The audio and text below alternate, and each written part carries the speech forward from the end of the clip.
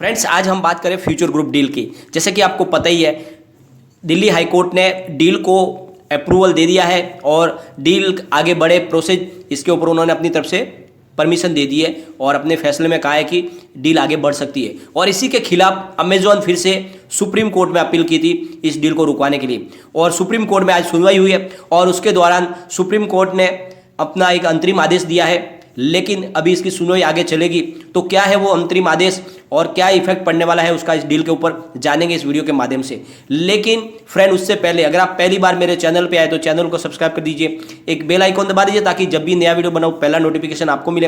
Video पसंद आए तो लाइक शेयर जरूर कीजिए। चलो फ्रेंड्स, वीडियो स्टार्ट करते हैं। मैं हूं आपका दोस्त एसबी दवे और हमारे अपने चैनल ऑनलाइन कमाई में आपका बहुत बहुत स्वागत है। फ्रेंड, जैसे कि आपको पता ही है, फ्यूचर ग्रुप ने डील की है रिलायंस रिटेल वेंचर के साथ में। 24,713 करोड़ में अपना होलसेल, रिटेल और लॉजिस्टिक का बिजनेस उन्होंने रिलायंस ग्रुप को बेच दिया है, रिलायंस रिटेल वेंचर को। और उसके पीछे वजह है किशोर बियाणी के ऊपर बहुत सारा कर्जा, कारोबार में बहुत ज़्यादा लॉस होने की वजह से और कोविड-19 की वजह से उनके ऊपर इतना कर्जा हो गया कि उनके पास एक ही रास्ता था कि वो अपना कारोबार आधा बेच दे रिलायंस को। और उन्होंने ये डील फाइनल भी कर ली थी, लेकिन बीच में अड़ंगा लगा दिया अमेजॉन ने। अमेजॉन का कहना है कि हमारे साथ में जो डील हुई है, जो फ्यूचर कूपन में हमने जो हिस्सेदारी ली थी, उसके तहत आप हमारे किसी भी कंपटीटर से कभी भी अपना डील नहीं कर सकते। और इसीलिए उन्होंने सिंगापुर इंटरनेशनल आर्बिट्रेशन सेंटर में इस मामले को लेकर गए। वहाँ से एक सदस्यीय कमेटी ने अपना निर्णय दिया और इस डील को 3 महीने के लिए उन्होंने रोक लगा दी थी। लेकिन किशोर बियाणी और फ्यूचर ग्रुप ने कहा कि हम इस आदेश को नहीं मानते कि जब तक यहाँ से कोई भी हिंदुस्तानी अदालत से हमें रोकने लगे, हम इस निर्णय को नहीं मानेंगे। तो फिर अमेजॉन ने यहाँ पर लगातार अपनी कोशिश की कि वो यहाँ से डील को रुकवाए। अमेजॉन ने फ्रेंड्स दिल्ली हाई कोर्ट का दरवाज़ा खटखटाया और वहाँ से इस डील के ऊपर रोक लगवा दी।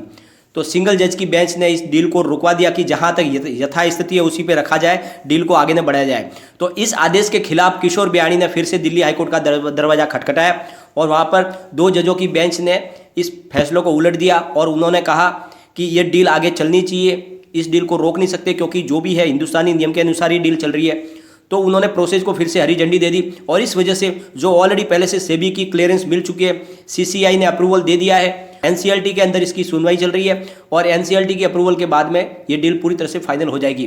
तो मामला एनसीएलटी में है, लेकिन उसके पहले ही अमेजॉन ने सुप्रीम कोर्ट में दरखास्त की थी इस आदेश को रद्द करवाने के लिए। तो सुप्रीम कोर्ट में सुनवाई चल रही है और आज सुप्रीम कोर्ट ने अपनी तरफ से एक अंतरिम आदेश निकाला है, जिसके तहत उन्होंने 3 सप्ताह के लिए एनसीएलटी को रोक दिया है अपना फैसला सुनाने से।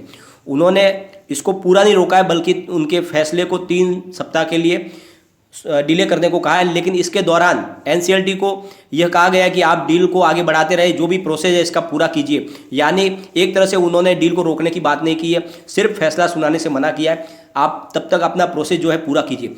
और 3 सप्ताह का समय दिया उन्होंने रिलायंस और फ्यूचर ग्रुप को कि अपनी तरफ से जवाब दाखिल करो कि आपने जो डील की है क्या वो हर पहलू को जांच परख करके कानून के हिसाब से की है।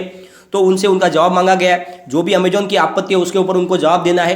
तो इसके लिए 3 सप्ताह के लिए उन्होंने एनसीएलटी से रोक लगवा दी है कि आप इसका फैसला 3 सप्ताह के बाद करें। तो फ्रेंड्स, एक तरह से सुप्रीम कोर्ट ने इस डील को रोका नहीं है, बल्कि फैसला सुनाने से समय मांगा है। क्योंकि जैसे कि आपको पता है फ्रेंड्स, सुप्रीम कोर्ट में अमेजॉन गया है, तो सुप्रीम कोर्ट चाहती है कि उनका भी पक्ष देखा जाए, किशोर बियाणी और साथ में रिलायंस ग्रुप, उनकी भी सुनवाई की जाए। तो ये पूरी सुनवाई के लिए उनको 3 सप्ताह का समय दिया गया। इस दौरान उनका जवाब आएगा और जो भी जवाब आएगा उसके बाद में सुप्रीम कोर्ट अपनी तरफ से निर्णय देगी। तो एक तरह से एनसीएलटी के निर्णय को रोका नहीं गया है, उसको अपना प्रोसेस पूरा करने के लिए कहा गया है कि आप अपना प्रोसेस आगे बढ़ाते रहे। उन्होंने रोकने के लिए निकाला, लेकिन फैसला सुनाने से मना किया। यानी आने वाले 3 सप्ताह तक अभी इसमें कोई एनसीएलटी फैसला नहीं करेगी। लेकिन फ्रेंड्स, जिस हिसाब से सुप्रीम कोर्ट ने कहा है कि आप इसमें प्रोसेस में आगे बढ़िए, इसका मतलब साफ जाहिर है कि सुप्रीम कोर्ट नहीं चाहती कि ये डील रुके। लेकिन जो है दोनों तरफ की जीरो होनी चाहिए, उनके पहलू को भी जानना है, इसीलिए उनको नोटिस भेजा गया है। तो वहाँ से जवाब आएगा और वो भी अपना पक्ष रखेंगे, उसके बाद में ही इसके ऊपर कार्रवाई होगी। तो इस तरह से फिलहाल ये डील है 3 सप्ताह के लिए रुक गई है, लेकिन इसका मतलब ये नहीं कि डील रुक जाएगी। सुप्रीम कोर्ट को भी कुछ मजबूत तथ्य लगे होंगे, तभी उन्होंने कहा है कि एनसीएलटी को कि आप प्रोसेस आगे बढ़ाते रहे। तो जो भी नई अपडेट आएगी उसके आपके साथ शेयर करूंगा। लेकिन फ्रेंड फिलहाल जो भी है एक अंतरिम आदेश अमेजोन को मिला है, एक छोटी सी उसको राहत मिली है। लेकिन एक बार आप ध्यान रखिए, अमेजोन इस मामले में कमज़ोर है और वो लगातार कोशिश कर रहा है इस डील को सिर्फ डिले करने की, ताकि थक हार के रिलायंस इसमें से बाहर निकल जाए और उनके मंसूबे कामयाब हो जाए। सबसे बड़ी बात, सुप्रीम कोर्ट जब अपना फैसला सुनाएगी तब वो मानवीय पहलुओं को भी देखेगी। एक उनके फैसले की वजह से बहुत सारे लोगों की ज़िंदगी दांव पे लगी हुई है। जैसे कि आपको पता ही है, अगर ये फ्यूचर ग्रुप डील नहीं हुई तो बहुत सारे लोगों को लॉस होने वाला है, बहुत सारे लोगों की ज़िंदगी बर्बाद होने वाली है। क्योंकि अगर ये रिलायंस और फ्यूचर ग्रुप की डील नहीं हुई तो कंपनी बिल्कुल बैंकक्रप्ट होने वाली है, किसी भी तरह से ये कंपनी रुकने वाली नहीं। तो उसकी वजह से जो इसके बहुत सारे जो सप्लायर और होलसेलर है, पैसे जिनके लेने बाकी निकल रहे हैं, उनको पैसे नहीं मिल पाएंगे। साथ में बहुत सारी बैंक है जिन्होंने इनको लोन दे के रखा है, उनका लोन भी डूब जाएगा। और साथ में बहुत सारे कर्मचारी है, उनका रोजगार खत्म हो जाएगा, उनका भविष्य खत्म हो जाएगा। तो इस वजह से नहीं लग रहा कि सुप्रीम कोर्ट ऐसा कोई फैसला देगी जिसकी वजह से इतने सारे लोगों का जिंदगी प्रभावित हो, क्योंकि मानवीय पहलू को भी देखना होगा।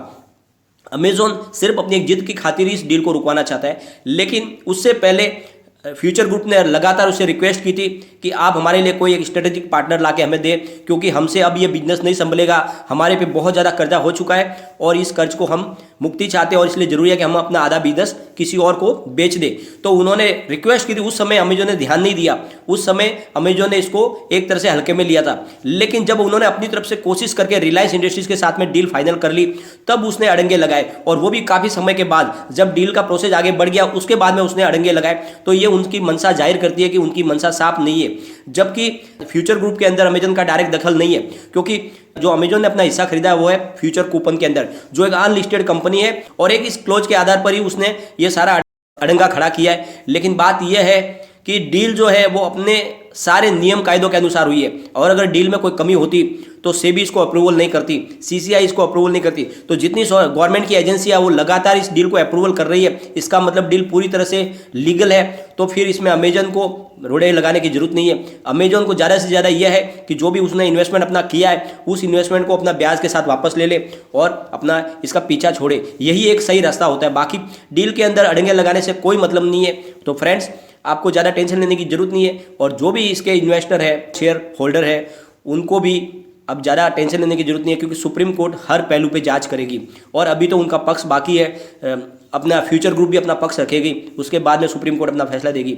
तो जैसे भी है फैसला पॉजिटिव आएगा। जिस तरह से इतनी अदालतों से जो फैसला निकल के आ रहा है उसमें पॉजिटिव आया, तो सुप्रीम कोर्ट भी सब पहलुओं को जांचने के बाद ही फैसला देगी। तो आपको ज़्यादा टेंशन लेने की जरूरत नहीं है, जो भी होगा पॉजिटिव फैसला आएगा।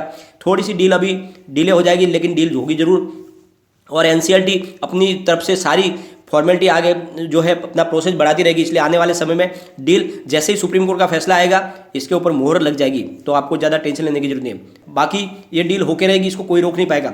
लेकिन फ्रेंड्स, कोई भी इन्वेस्टमेंट करने से पहले अपने फाइनेंस एडवाइजर से एक बार एडवाइस ले ले, या अपना खुद का रिसर्च करें, क्योंकि ये मैंने वीडियो आपके एजुकेशनल पर्पज के लिए ही बनाया। वीडियो पसंद आए तो लाइक शेयर जरूर कीजिए और चैनल को सब्सक्राइब कर दीजिए। Thank you friend.